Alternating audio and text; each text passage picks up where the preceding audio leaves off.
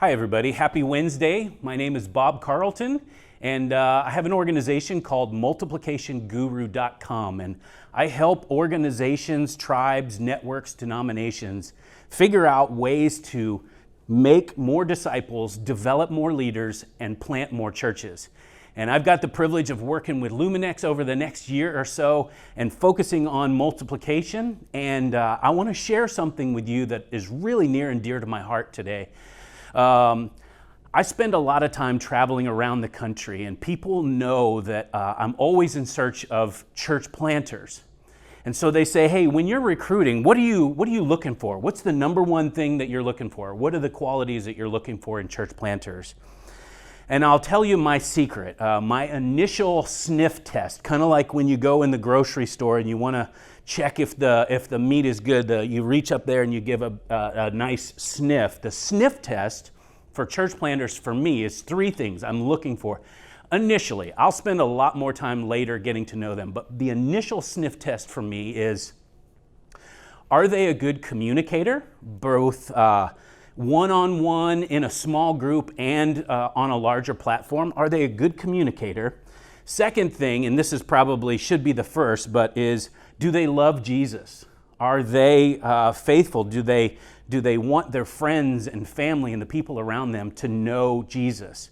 And then the last thing is are they a leader? Do they get things done? Are they able to accomplish predetermined objectives through others? Not just them doing all the work, but are they able to rally people around them? So are they a good communicator? Do they love Jesus? And are they able to get things done? That's the initial sniff test. Now, I'll tell you, that's when I'm recruiting church planters. But you might be surprised to know that I actually encourage people not to recruit church planters. And as a guy who spends a lot of time recruiting, that sounds counterintuitive. The reality is if we want to see a real movement, what we've got to do is figure out ways to cultivate leaders, not just recruit and find rock stars.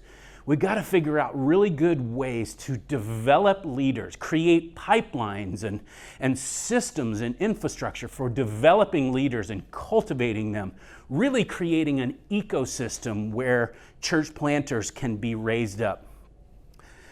This past weekend, I had a privilege of hanging out with the guy who's the real multiplication guru, a guy named Bishwa Karmacharya, and he is one of the most apostolic leaders I know. He's in Nepal, and he's seen more church planters plant more churches than most denominations combined.